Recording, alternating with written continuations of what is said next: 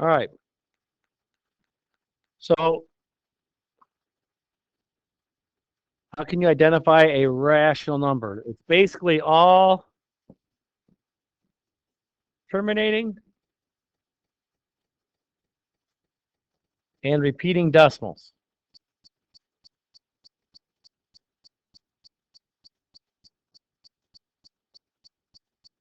So there are lots of things that fall into what a rational number is.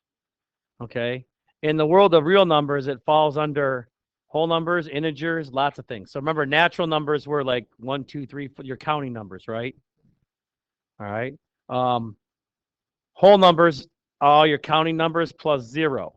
All those can be rational numbers, right? Because a whole number can be a decimal, right? What's 4 as a decimal? How would you write the number 4 as a decimal? This number. How would that be written as a decimal? We don't know how to write in 8th grade 4 as a decimal.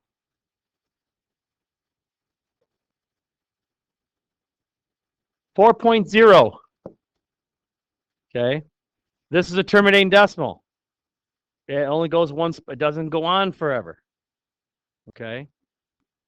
Also, obviously 0.5, which is a half, right? Those are all terminating decimals. Repeating decimals, a third, which is 0.3 repeating, 0.6 repeating, all those ones that we've been doing. Okay. So repeating decimals. So those all fall under rational numbers. All right. Now converting fractions to decimals. Again, putting the numerator into your calculator, hitting the divide button, and then typing in the denominator. So you should have got 0.18 for number 10. How many people got that for number 10? Okay, good. And then for 11, you would have had negative 0.38, and the 8 is repeating. So the line should be just over the 8. So that's 0.388888888. Number 12. Now where you normally put the 0, there should be a 3 there. Why? Because the whole number, right? This is 3.4 repeating. How many people got 11 and 12 right? All right, good. And then the last one should be negative 12 point, and that is 1/6, and the 6 is repeating. So those were the decimals, okay? Now the other 4, these take a little bit of work, okay? Put those up there.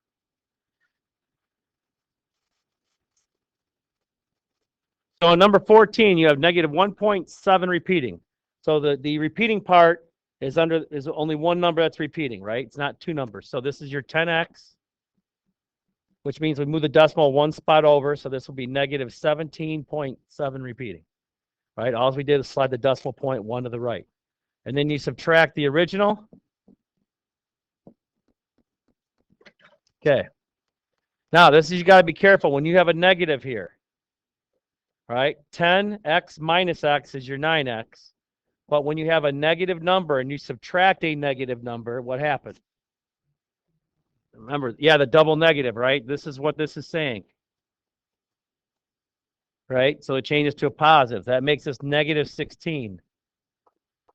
Okay, so you just got to remember that, the double negative. Okay?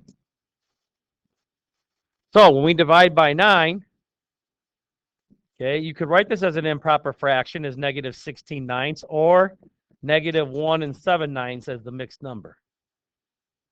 And that was the answer to 14. How many people got 14? Okay. Yeah, we did this on Thursday, so just refreshing our memory. Now, 15, 0.2 repeating. So again, one number. So we're going to make this 10x, which means we move the decimal point one spot, which is 2.2 repeating. And we're going to subtract the original. This one's a little easier. Okay, you get 9x equals 2. Because basically these just kind of cancel out, right, when you subtract. But when I divide by 9, I get x equals 2/9. Can I reduce 2/9? Nope. That's the answer. How many people got 2/9? Okay, a couple more hands. The last two were a little tough because they're big numbers. Okay. So this is 8.93 repeating. So 93, two numbers, right? That means 100. So that means we move this decimal 2 spots. So this will be 893.93 repeating. And we're going to subtract the original. So we get 99x equals 885. Okay, so we're going to deal with some big numbers here. Well, when I divide by 99, this is our ugly improper fraction here. Okay, so remember we talked about this on Thursday. We already know how many times 99 goes into 885, right? From the decimal. We already know it goes in 8 times because that's the decimal. So take 99 times 8, and you get 792. Subtract that from 885. Okay, you get 93.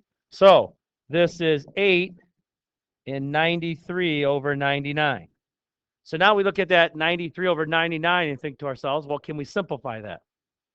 Look at the numbers in 93 over 99. Look at each digit. What do you think is common there? There is a number that goes into both. Look at the numbers. Huh? Someone said something. 3. 3 can go into 9, right? Can 3 go into 3? Yeah. So 3 goes into 9 how many times? And 3 goes into 1 how many times? Yeah. So there is 31. And then 3 goes into 99 how many times? 33. And there's your reduced. Now, we had told you before, when you get a number like this, you can check it, right? So put 8.93 and then put a bunch of 9.3s after it. And then hit your math button. And remember the number 1 where it says convert to the fraction? Remember that number 1? When you hit that, it gives you 295 over 33. So you know we got the right denominator, right? So remember we showed you how to break down, convert a mixed number to an improper fraction, right? You take 33 times 8 and then add 31 to it. So take 33 times 8, take that number and add 33 to it. Do we get?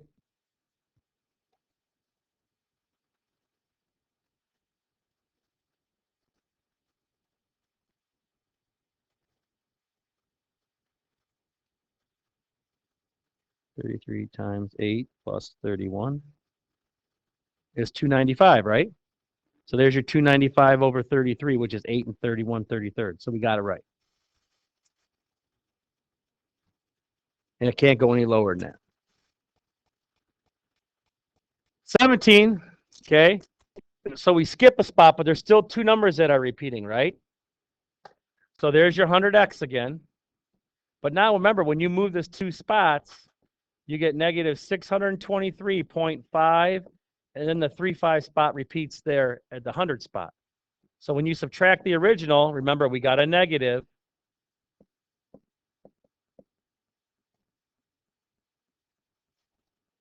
Okay, 100x minus x is 99. And then again, minus a minus, that's your plus.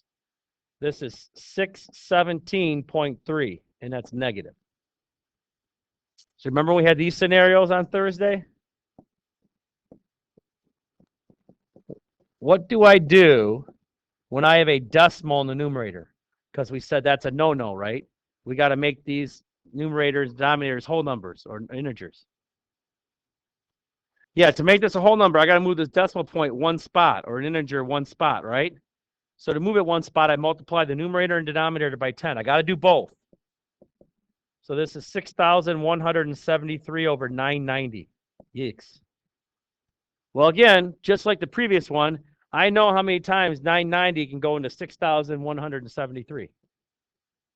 6, right?